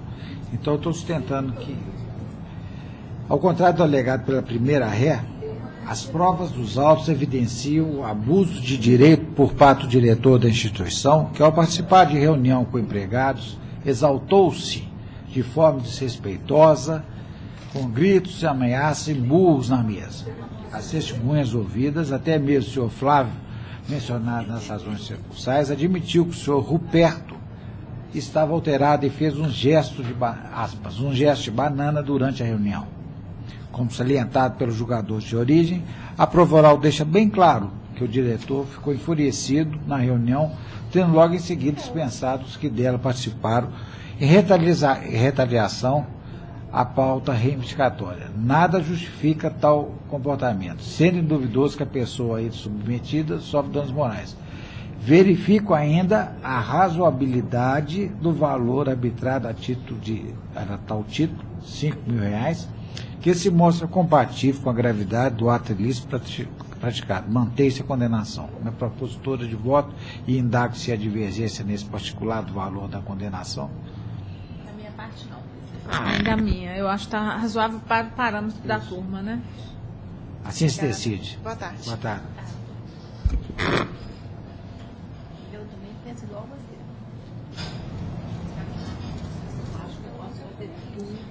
Preferência agora, pedido de preferência na sala ainda. Só vou.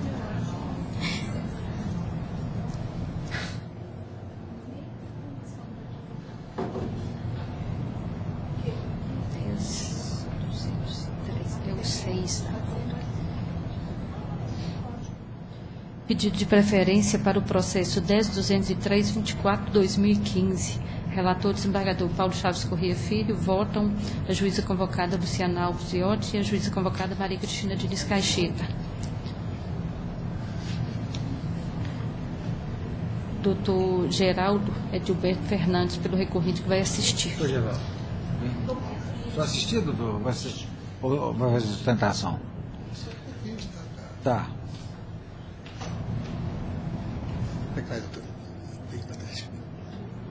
Doutor Geraldo, estou conhecendo o recurso interposto no mérito do nego provimento do apelo. Uma palavrinha. Pois não. Pois não.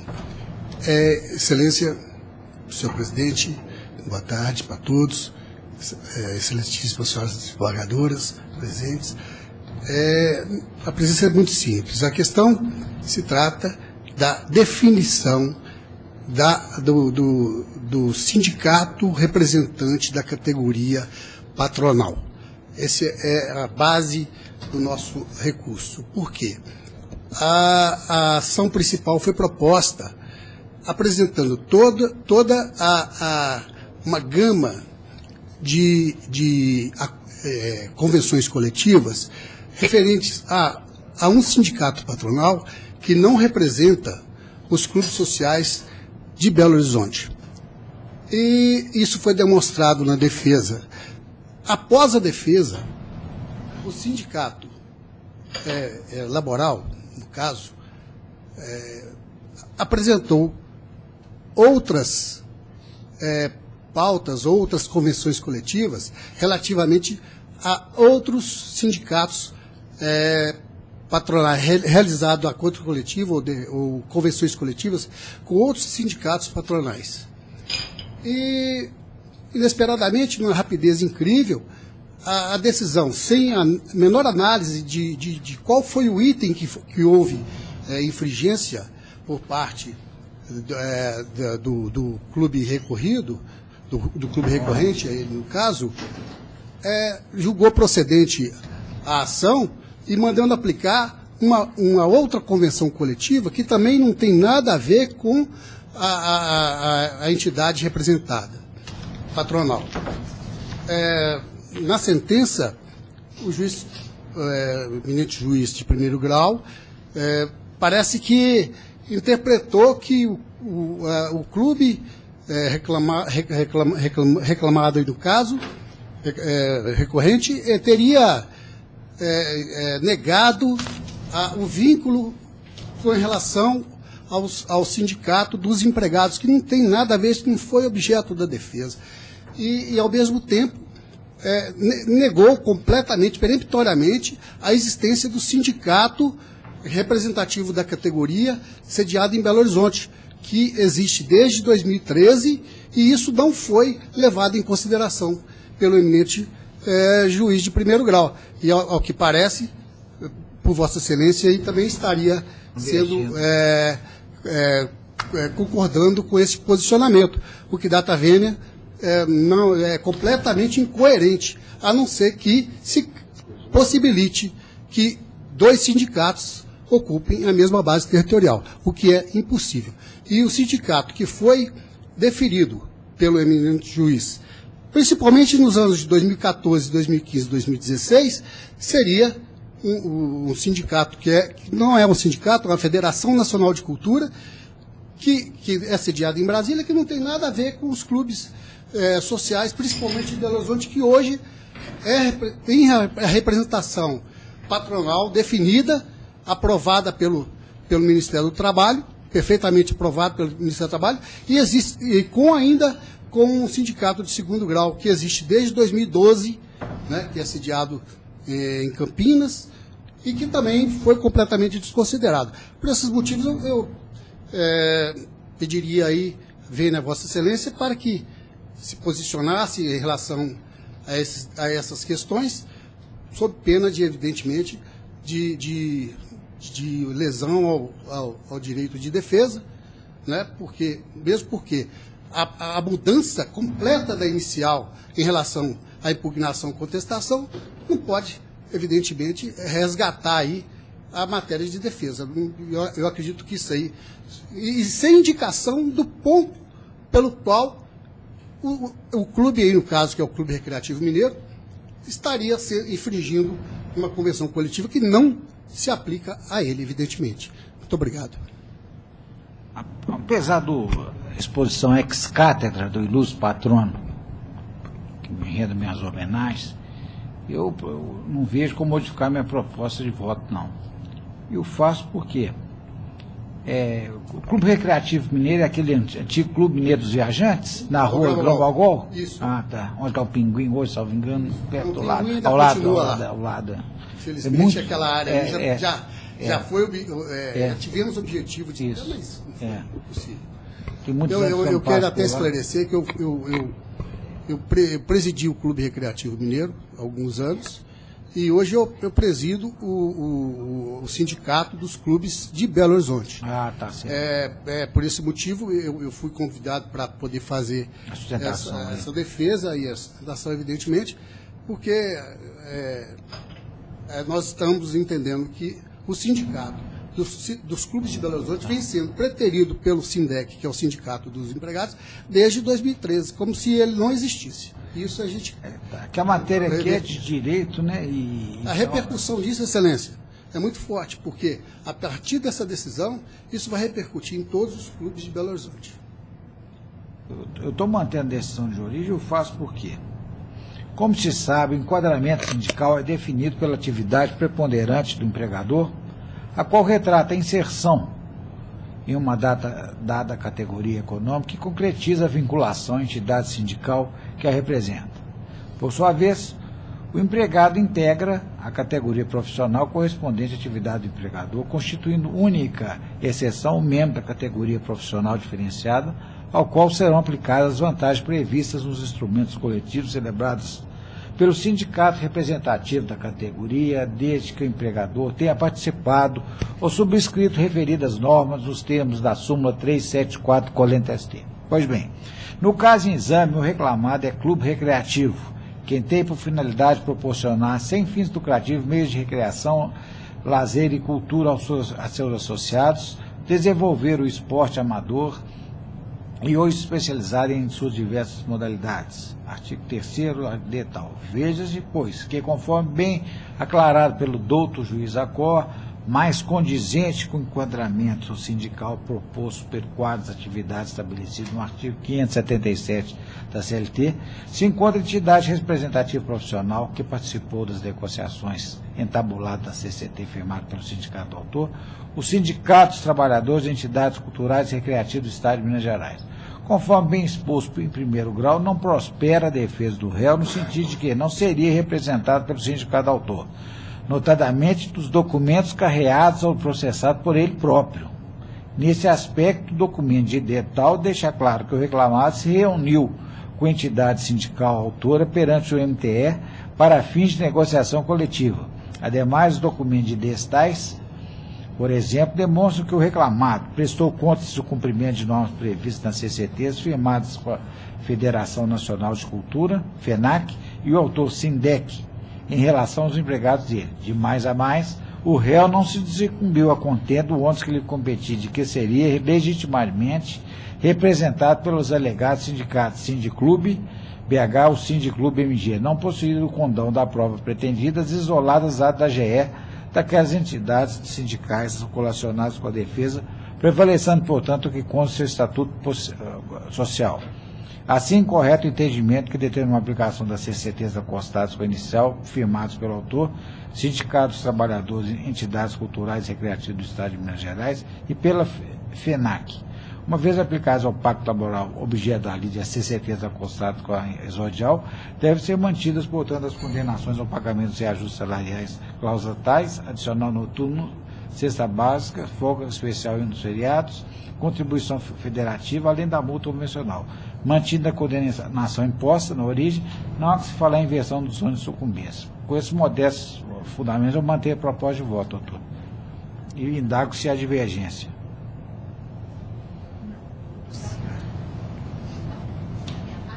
Assim se decide. Prazer em rever, doutor Geraldo. Prazer, doutor. Essa é a doutora Luciana. Agora, doutor Luciano. Doutora Luciana.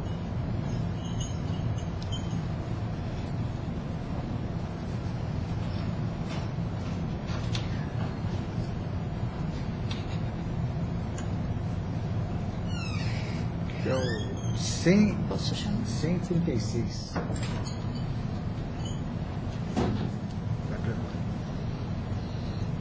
Processo 136-64-2016. Relatora, juíza convocada Luciana Alves Viotti. Votam a juíza convocada Maria Cristina Diniz Caixeta e desembargadora Denise Alves Horta. Inscrito Dr. Ricardo Eugênio da Cruz Vitorino pelo recorrido presente.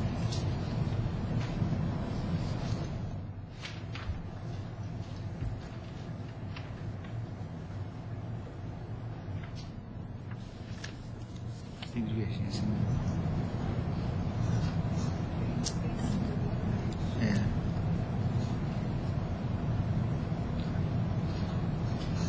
Só poderia. Eu conheço do recurso ordinário interposto pela ré e no mérito nego-lhe provimento. Queria fazer uso da palavra, doutor? Eles têm divergência? Sim. Senhor presidente, eminentes julgadores, esses processos da Caixa Econômica Federal eu venho conduzindo com muita responsabilidade, porque assim aprendi como advogado público e hoje advogado particular. Fato é que, como gestor público e advogado público, aprendi que determinadas funções ou cargos no âmbito da administração pública não podem ser exercidas por terceirizados, seja pela extensão da responsabilidade, pelo grau de zelo da função, sigilo de informações. No caso específico, a prova dos autos, ela é muito clara. O auto de infração prova que o 1.135 terceirizados exerce as funções do tempo bancário novo. Essa fundamentação no auto ela é extensiva aos concursados, seja pela parte da fundamentação, pela parte conclusiva. Então, eu tenho a convicção que a administração pública ela merece reprovação. Agora, tem uma situação profissional, senhor presidente, que eu faço um destaque. A maioria dessas ações são conduzidas pelo meu escritório. 60% das ações eles já estão trabalhando. Eu recebo ligações dos bancários que entraram por força de ordem judicial, dizendo que o treinamento dentro das agências bancárias são efetivados pelos terceirizados. Hoje, nas agências bancárias, estão os terceirizados livremente trabalhando. Então, é uma situação que coloca o concurseiro, a família, a sociedade em uma situação completamente delicada. A Caixa vem e faz um concurso público, o maior concurso da história da Caixa. Não convoca os aprovados e mantém diversos terceirizados nas agências por questão de política de governança, uma situação que a maioria das turmas e o Egrégio Tribunal estão a favor da tese defendida, porque os terceirizados se fazem presente, não convoca os concursados. A jurisprudência é muito forte nesse sentido, provando-se que eles estão nas agências trabalhando livremente, dá direito objetivo à convocação. Em contrapartida, Excelência, tem adotado um posicionamento, e já foi acolhido pela terceira turma e nona turma, no sentido que, na eventual improcedência dessa ação, seja extensivo os efeitos da improcedência a contar do trânsito em julgado. Isso porque o reclamante já se faz presente na agência bancária, já passou por todas as etapas do concurso público, exames médicos, apresentação de todos os documentos, e essa conduta e essa postura judicial, que merece louvor, de alguma maneira está inibindo a Caixa Econômica Federal em admitir terceirizados, por questão de política da Caixa. Essa postura vem sendo adotada pela nona turma, pela terceira turma, e em razão da jurisprudência majoritária desse Egrégio Tribunal e do TST, peço que, na hipótese de improcedência da ação, sejam extensivos os efeitos a contar do trânsito em julgado. Assim que eu peço a confirmação do voto da eminente relatora com a confirmação da sentença. A senhora mantém a proposta de... Mantenho. Eu queria registrar que, de fato, há uma política de não contratação de empregados públicos, até de servidores públicos, por conta das terceirizações. A utilização de mão de obra fora do concurso público virou uma prática de política, como diz o senhor, é uma alternativa à ausência de servidores ou à dificuldade orçamentária, porque a administração também está atrelada a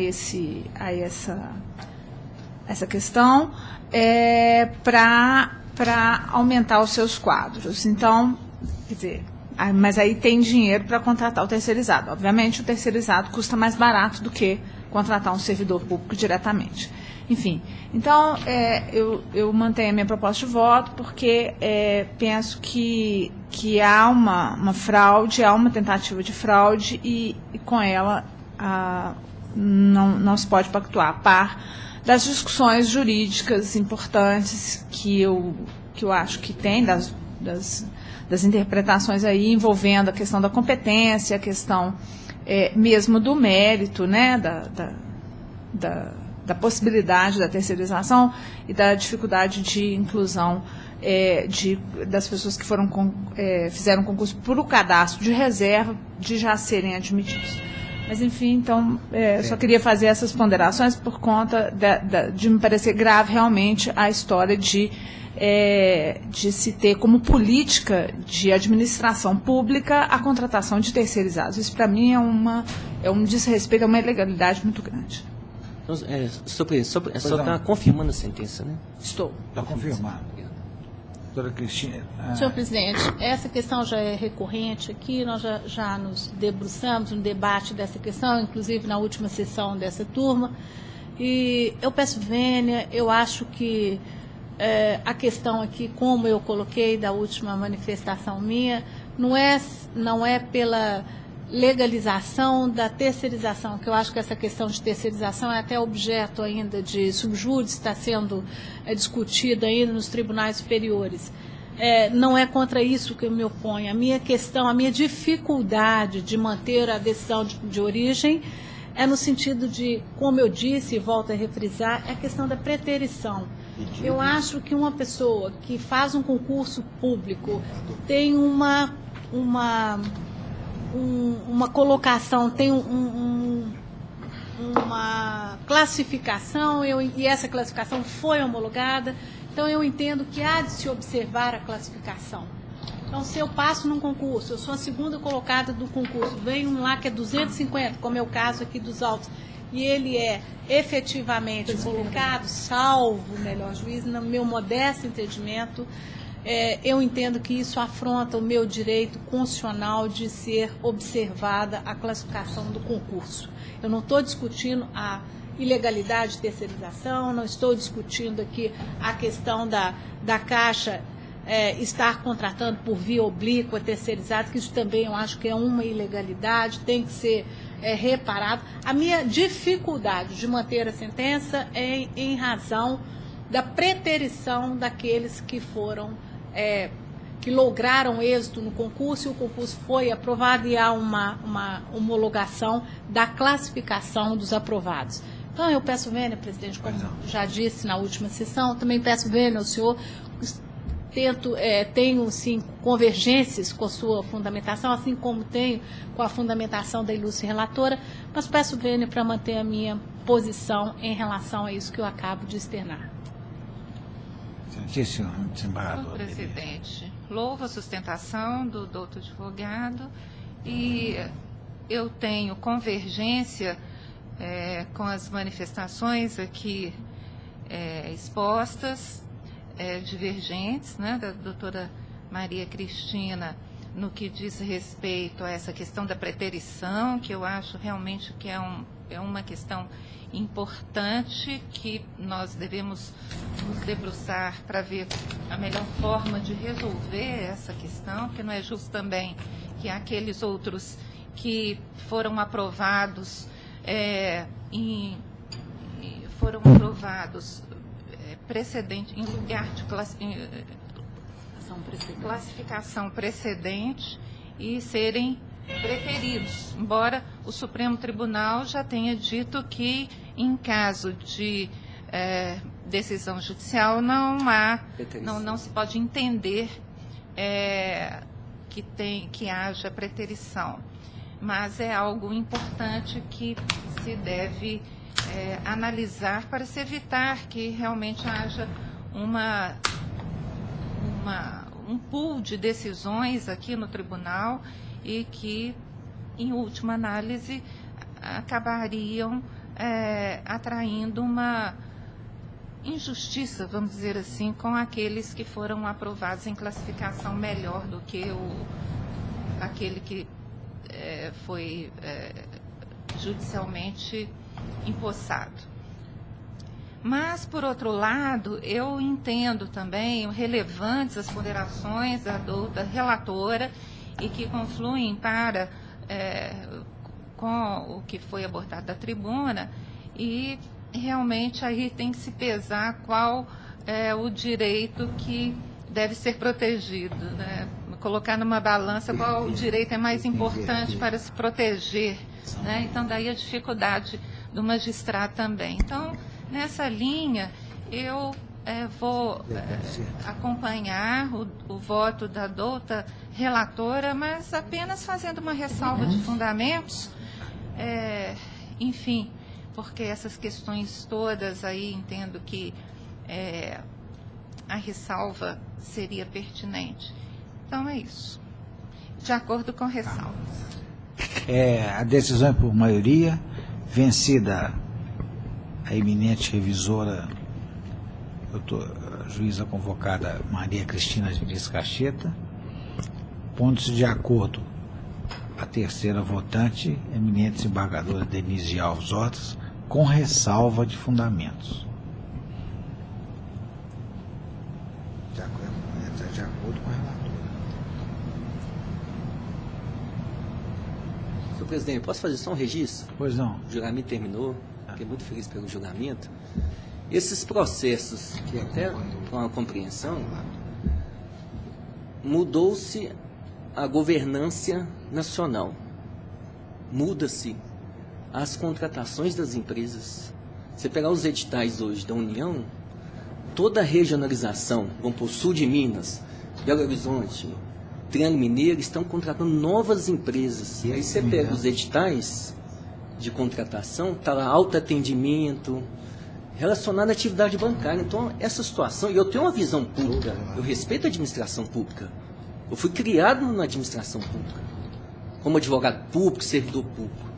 Então, quando eu vou conduzir uma ação, eu primeiro gosto que seja apresentado provas. Então, essa situação da Caixa Econômica Federal, nunca vi igual na minha vida. Uma situação completamente ilegal. E essas ações têm sido apoiadas pelo Ministério Público, que tem promovido ações civis em Brasília, em Tocantins, e isso dá um conforto para a gente. É um conforto muito grande. Então, é só um registro que eu estou fazendo, porque tem certas provas que foram dadas a superveniência da situação, que estão acontecendo, que não me cabe agora nesse momento.